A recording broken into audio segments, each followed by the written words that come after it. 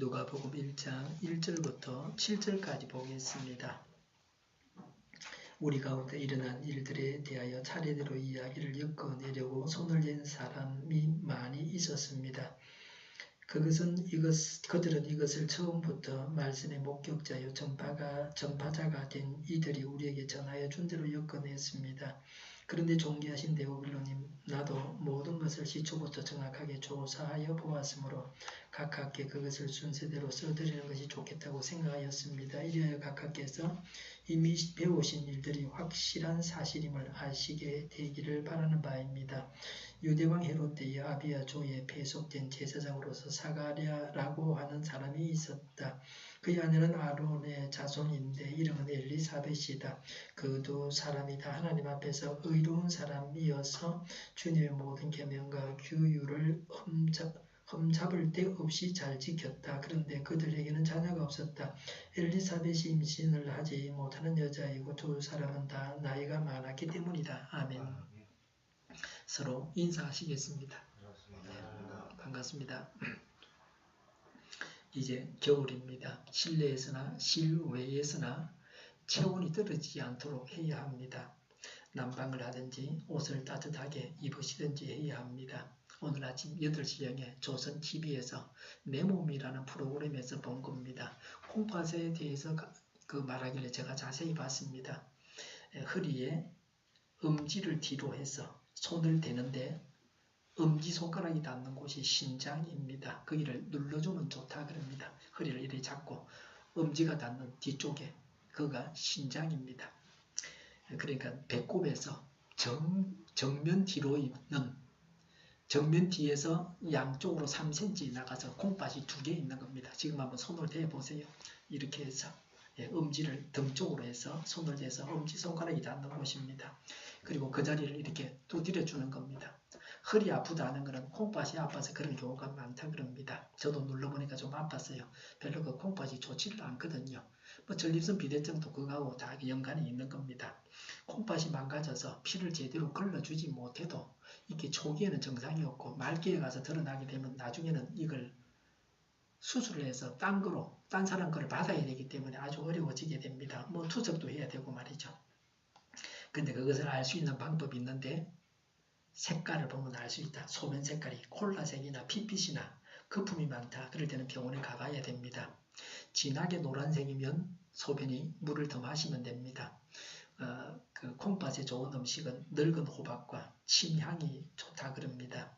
침향은 비싸고 늙은 호박은 싸게 살 수 있으니까 많이 드시면 좋겠습니다. 2017년 마지막 달입니다. 올해를 잘 마무리하시기 바랍니다. 누가복음의 저자는 누가입니다. 누가는 의사입니다. 바울의 친구요 동료입니다. 이방인입니다. 84세까지 살았습니다. 결혼하지 않고 독신자였습니다. 누가복음의 수신자가 누군가 3절에 보니까 데오빌로님 그랬습니다. 사도행전의 수신자도 데오빌로입니다. 어떤 사람인지 데오빌로가 어떤 사람인지 정확히 알 수는 없습니다. 3절에 보니까 존귀하신 데오빌로님 그랬습니다. 개에게는 각하라 그랬습니다. 로마의 고위공직자였던 것 같습니다. 이렇게 해서 고위공직자들에게 복음이 전해져서 당시 서양 세계의 중심국가였던 로마가 복음화되었습니다. 서양 사람들이 예수님을 믿다가 동양에 예수님을 전했습니다. 그래서 동양 사람들이 예수님을 믿게 되었습니다. 그러나 지금은 서양으로부터 잘못된 것들이 들어오고 있습니다. 공산권과 이슬람권에는 미치지 못하고 있습니다. 그들이 반대하고 받아들이지 않습니다. 우리나라에는 물밀듯이 들어오고 있습니다. 낙태죄를 폐지한다. 또 동성애 차별금지법 같은 것이 인권이라는 이름으로 밀려 들어오고 있습니다. 동성결혼을 허용해야만 선진국이라고 생각하고 있습니다. 성경 해석을 자기 마음대로 합니다. 그래서 동성애를 성경이 금하지 않는 것처럼 성경은 동성애하면 사형죄다라고 말하는데 그렇지 않은 것처럼 말하고 있습니다. 천주교는 조직교회입니다. 힘이 셉니다. 그런데 동성애에 대해서는 입을 닫고 있습니다. 그래서 우리나라도 서양 국가들처럼 되는가 하는 우려가 있습니다. 당시 관례는 책을 권위 있고 명성이 있는 사람에게 헌정해서 더 높은 건의와 더 많은 독자를 확보할 수 있었습니다. 실제 독자는 헬라 문화권의 모든 이방인 신자입니다. 듣든지 안 듣든지 간에 복음을 전해야 합니다. 믿으려고 하는 자들은 믿을 수 있게 복음을 말과 글과 그림이나 동영상으로 전해야 합니다. 네이버 블로그는 복음 전파에 좋은 도구입니다. 몇 년 전에 저희 딸이 저보고 하는 말이 아빠 설교 동영상을 네이버 블로그에 올릴 수 있어. 딴 데는 함부로 올리지를 못하거든요. 그래서 그때부터 거기다가 제 설교 동영상을 올리고 있습니다. 보는 사람은 별로 없지만 하여튼 올리고 있습니다. 한두 사람이 봐도 감사합니다. 거기에 복음과 말씀을 글과 그림과 사진과 동영상으로 올려놓고 사람들이 보게 하면 좋습니다. 다른 복음서들이 어떤 방법으로 기록되었습니까? 1절에 보니까 우리 가운데 일어난 일들에 대하여 차례대로 이야기를 엮어내려고 손을 낸 사람이 많이 있었습니다. 라고 했습니다. 첫 번째는 차례대로 기록했습니다. 출생부터 시작해서 죽으시고 부활하신 이야기까지 기록하고 있습니다. 두 번째는 예수님에 관해서 이미 기록한 사람들이 있었다는 겁니다. 마가복음이 이미 기록되어져 있는데 누가복음을 기록했습니다. 예수님의 증인들이 하나씩 죽어감에 따라서 교회의 건의와 기독교 신앙을 확고히 세우기 위해서 점차적으로 체계화된 말씀이 필요했습니다. 작업을 시도한 사람들이 많았습니다. 그들 중에 완성하지 못한 자들도 있었을 것입니다. 지금도 책을 쓰는 것은 쉬운 일이 아닙니다.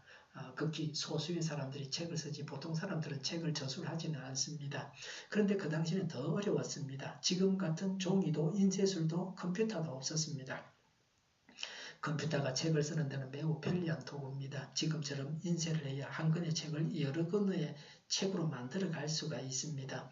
전에는 책을 썼더라도 그 책을 여러 권으로 만들기 위해서 손으로 일일이 그것을 받아 적었습니다. 그래서 책을 한 권 가진다고 하는 것은 왕이나 가능하지 보통 사람들은 가질 수가 없습니다. 인쇄도 전에는 일일이 금속 활자를 찾아서 판을 짜서 인쇄를 했습니다.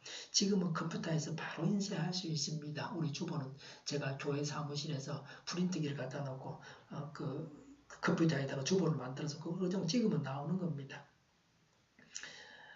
옛날에 타자로 제가 대학원 논문을 쓸 때 그 당시는 그래 했는데요. 타자를 칠 때는 틀린 글자를 흰 액체나 흰 테이프를 발라서 지우고 다시 찍었습니다. 지금은 컴퓨터에서 수정해서 다시 인쇄하면 됩니다.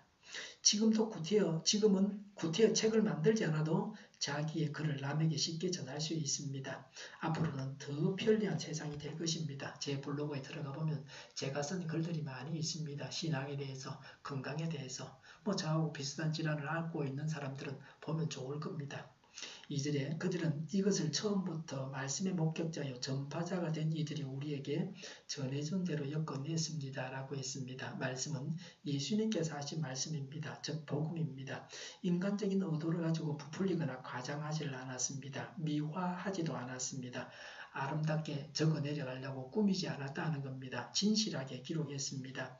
성경 기록자는 두 종류가 있습니다. 목격자요 전파자가 있다 그랬습니다. 예수님을 직접 보고 전해준 증인들입니다. 예수님께서 공생애를 사실 때부터 따라다닌 자들입니다. 12사도, 예수님의 형제들, 70인 제자, 예수님을 따르던 여인과 마띠아 같은 사람을 말합니다. 그 다음에 두 번째는 전해준 대로 엮었다 그랬습니다. 누가는 직접 본 자가 아니었습니다. 누가는 증인들이 전해준 것을 기록했습니다. 누가는 복음의 제2세입니다. 누가가 사용한 자료는 원형 그대로였습니다. 오류가 없는 믿을 만한 것입니다. 그래서 성경을 믿고 담대하게 전해야 합니다. 누가복음은 어떻게 기록이 되어졌습니까? 3절에 보니까 저자 누가가 모든 것을 처음부터 정확하게 조사하여 보고 차례대로 이야기를 엮었습니다. 누가복음은 철저한 조사를 해서 기록한 것입니다. 정확하고 완전하며 신뢰할 만한 것이라고 했습니다. 처음부터라고 했는데 다른 복음서와는 달리 누가복음 1장 5절부터 2장 52절까지 세례 요한의 출생과 예수님의 어린 시절에 관한 기록들을 두고 기록하고 있는데 그것을 염두에 두고 한 말입니다. 글을 쓰기 위해서 자료를 다시 확인하게 됩니다. 말은 실수할 수 있습니다. 설교가 그런 면이 있습니다. 요새는 녹음이나 녹화를 합니다. 전에 녹화해둔 것을 가지고서 이런 말을 했다고 언론에서 흔하게 사용을 합니다.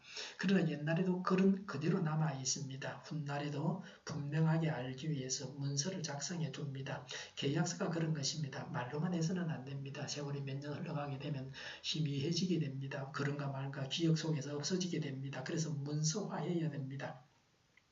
문서를 작성할 때는 정확하게 하려고 애를 씁니다. 말로 할 것이 있고 또 문서로 남겨둬야 할 것이 있습니다. 예수님에 관해서는 책으로 4권이 정언하고 있습니다. 마태복음, 마가복음, 누가복음, 요한복음입니다. 법정에서도 2명의 증인이 있으면 됩니다. 그런데 예수님을 정언하는 복음서가 4권이나 됩니다. 그래서 마지막 날에 불신자들이 왜 예수님을 믿지 않았는지에 대해서 어떤 변명도 할 수 없습니다. 4권의 복음서가 예수님을 하나님으로 구세주로 정언하고 있습니다. 그래서 그걸 보고서 예수님을 믿고 구원받아야 됩니다. 그게 사람이 해야 될 도리입니다. 저희 집에 현관문에 들어가면 작은 신약 성경이 한 20권 정도 쌓여 있습니다. 그 학생들에게 기독은 대표에서 나와서 성경을 나눠줬는데 버리고 간 거 주워온 겁니다. 버리기도 아깝고 마땅히 달라는 사람도 없고 제가 보기에는 글이 너무 작고 그래서 모아두고 있습니다.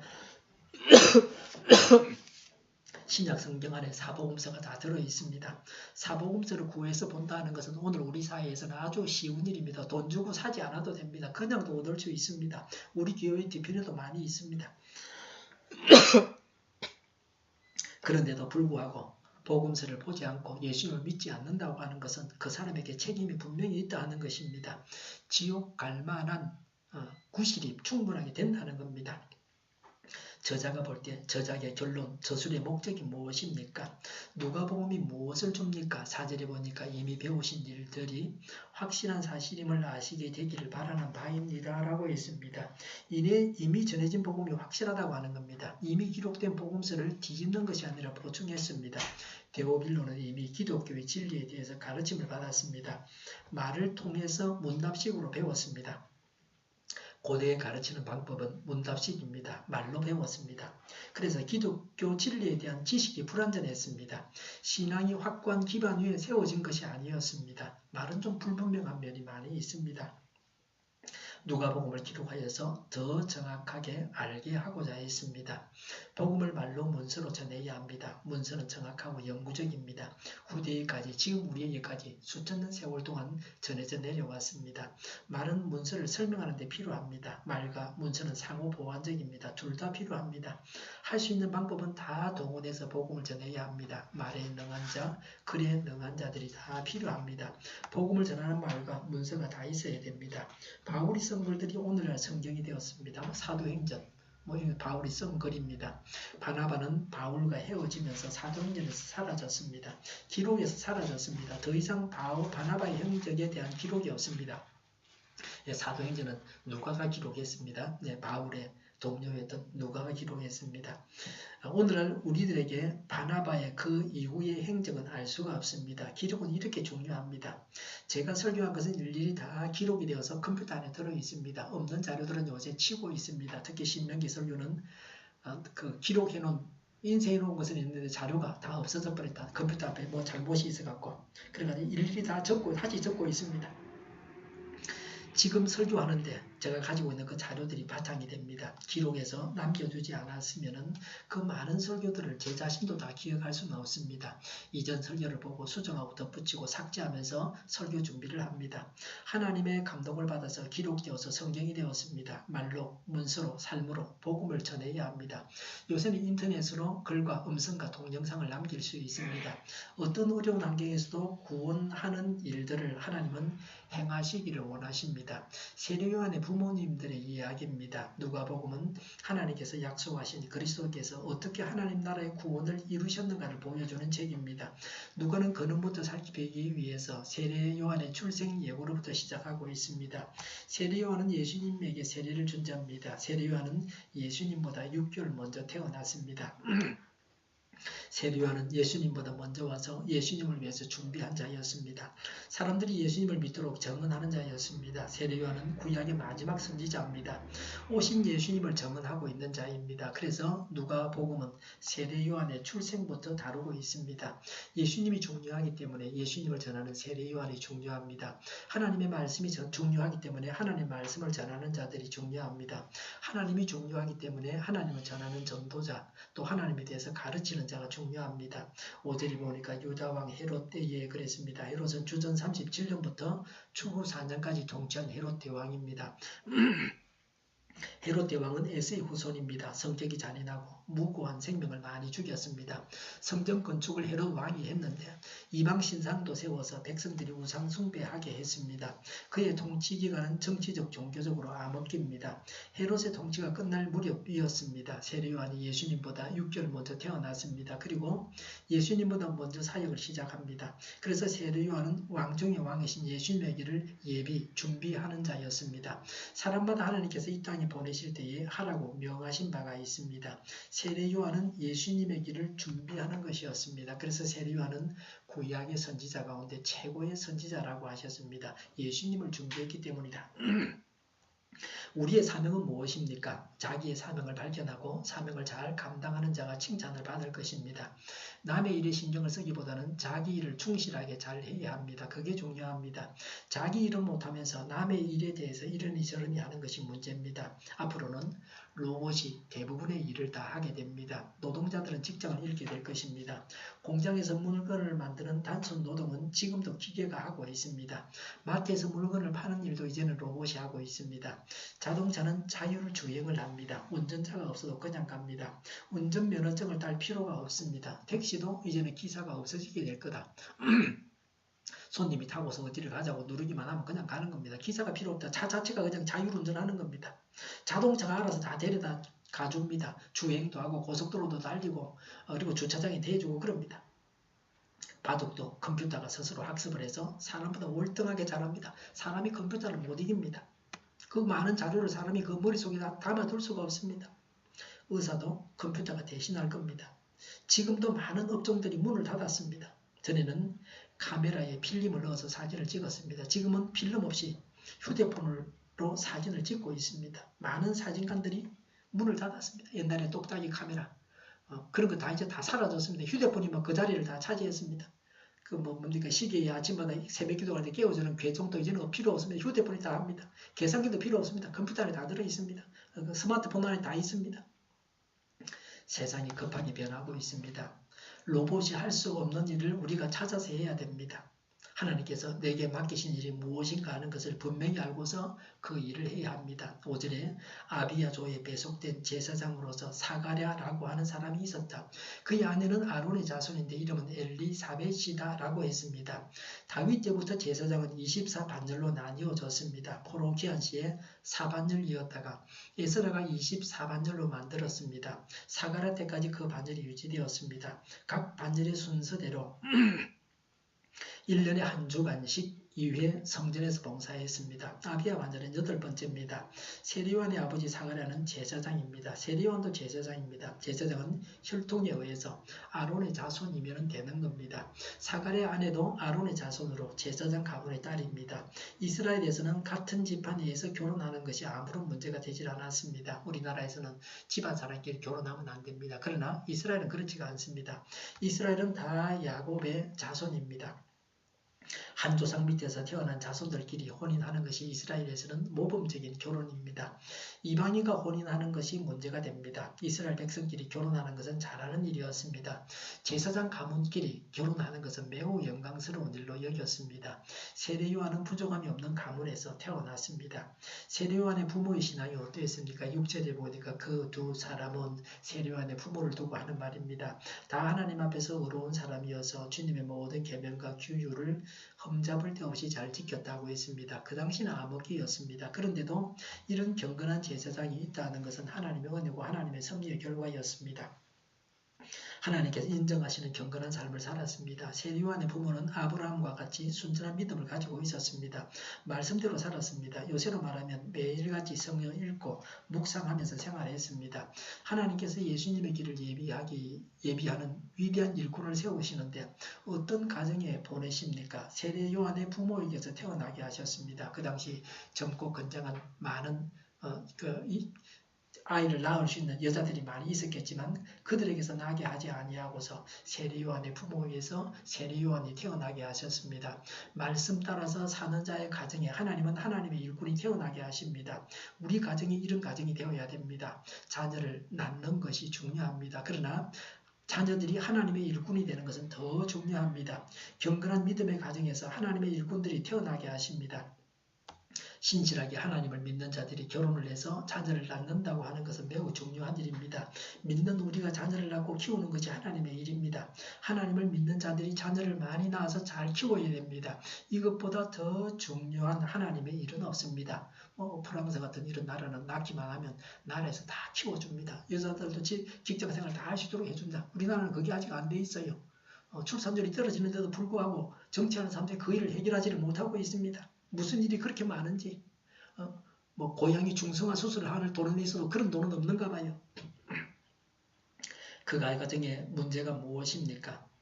세례요한의 부모들의 그 가정의 문제가 무엇입니까? 결정적인 문제가 있었습니다. 아마도 주위의 사람들이 사가랴를 향해서 세례요한의 아버지 사가랴를 향해서 손가락질을 했을지도 모릅니다. 그렇게도 하나님을 잘 믿는데 제사장인데 왜 복음을 받아가지고 자녀가 없어? 요새 같으면 애를 낳을 수 있어도 안 낳지만 그 당시는 그렇지 않았습니다. 모든 사람들이 자녀를 놓으려고 했습니다.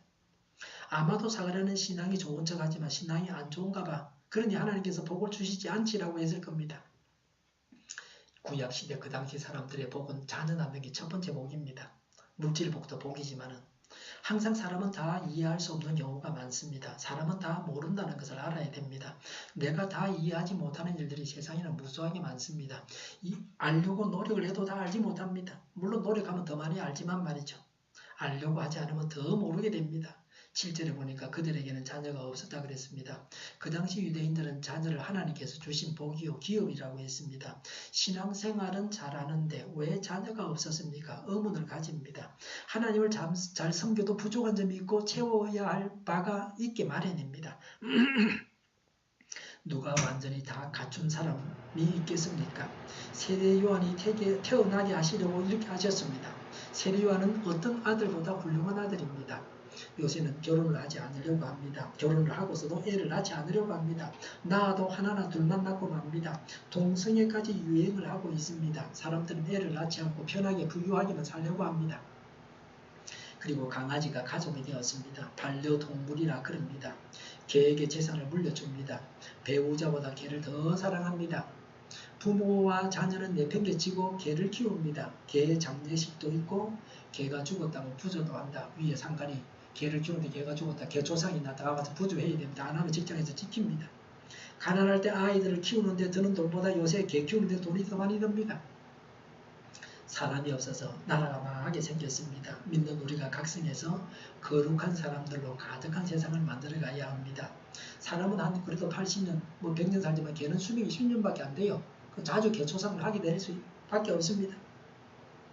건강한 가정에서 자녀들이 많이 태어나야 합니다.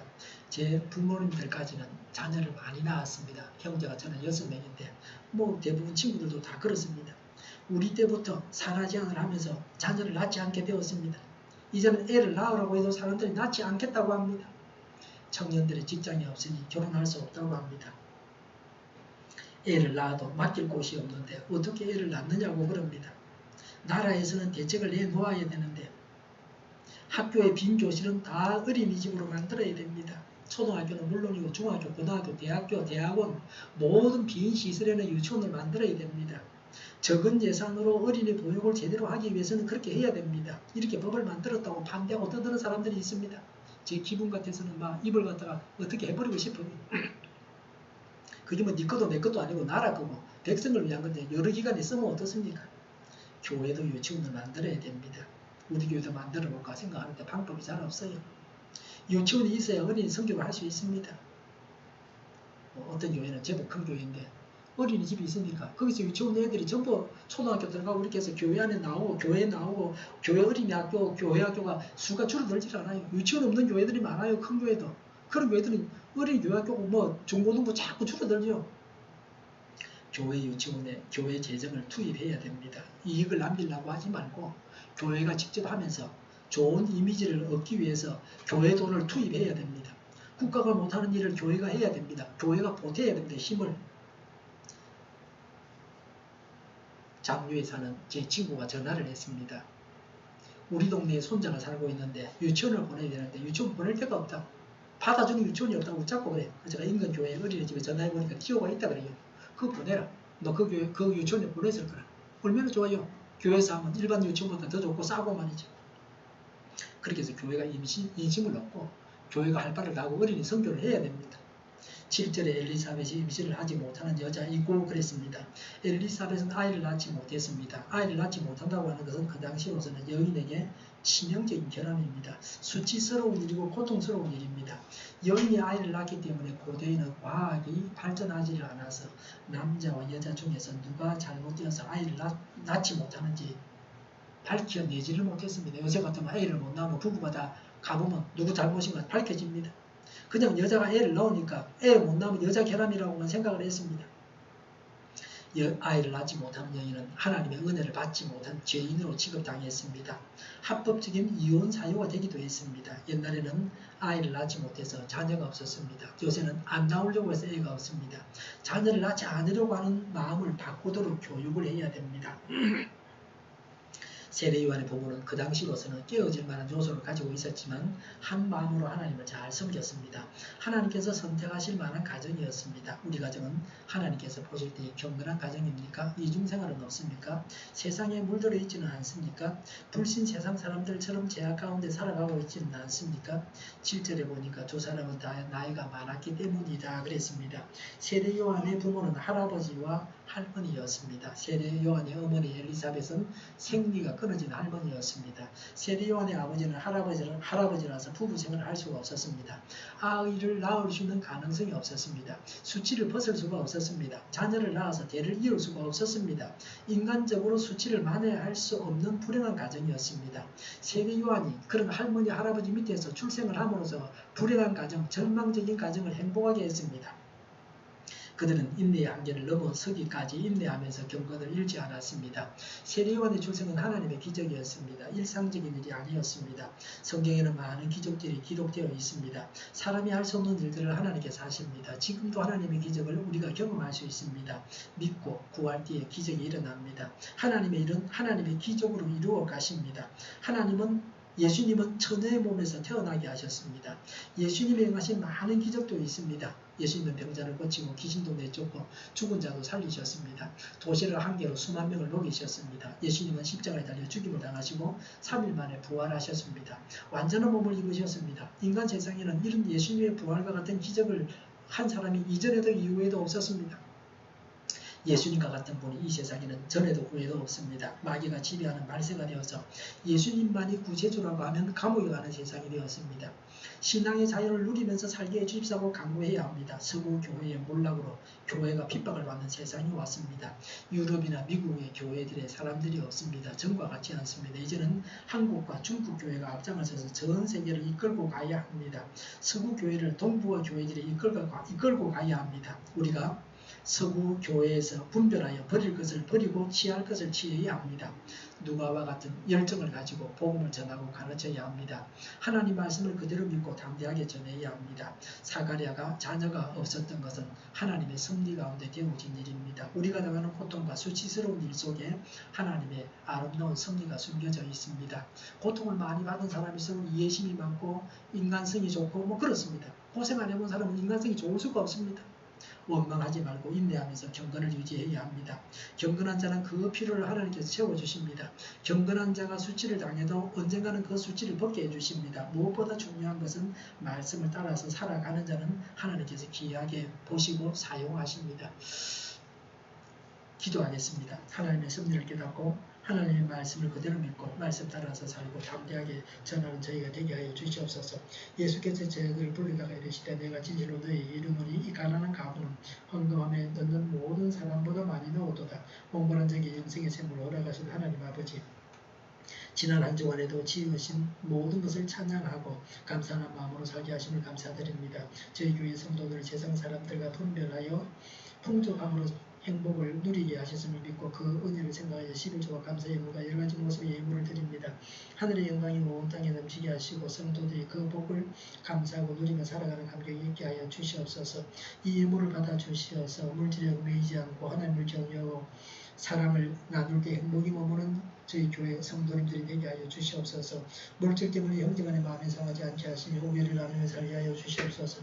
자원하는 마음으로 섬기고 헌신하는 자녀들의 중심에 감사가 넘치게 하시옵소서. 감사 예물을 드리는 종들 위해 하나님의 손으로 도우사 근심과 시름이 물러가고 만족한 기쁨으로 채워 주시옵소서. 드리는 가정마다 시절을 쫓아 열매를 맺는 복으로 채워 주시옵소서. 두려움을 접고 복음을 전하는 자들의 걸음에 신실한 알곡들이 열매를 맺는 은혜를 베풀어 주시옵소서. 날마다 살아있는 영적 예배로 삶의 모든 것을 드리는 칭찬받는 저희가 되기를 소원합니다. 드릴 것은 없지만 몸과 마음을 다하여 전 생애를 헌신으로 드리기를 다짐하는 사역자들에게 하늘의 신령한 복과 땅의 기름진 복으로 채워 주시옵소서. 우리 동네 교회가 만군을 지하게 하여 주시옵소서. 예수 이름을 명하노니 모든 병만은 물러가고 몸의 모든 부분으로 온전하게 될지어다. 신유의 기적을 베푸셔서 지금도 저희의 질병을 고쳐주시옵소서. 저희와 교회와 이 나라의 민족을 불쌍히 여겨주시옵소서. 공부하는 선생들에게 지혜를 다하셔서 앞서가게 하시며 유혹하는 자녀 공문에 있는 자녀를 지켜 보호하여 주시옵소서. 가르치는 분들에게도 주님의 지혜와 능력으로 가르치게 하여 주시옵소서. 북한 행문들에게 일하시고 전쟁 위험이 사라지게 하시며 평화 통일을 이루게 하여 주시옵소서.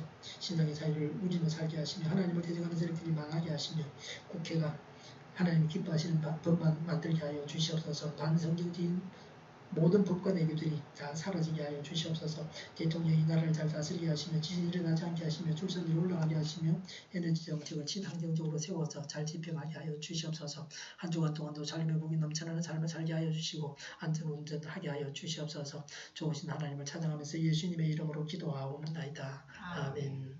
찬송가 265장을 다 같이 하도록 하겠습니다. 265장입니다. 찬송가 265장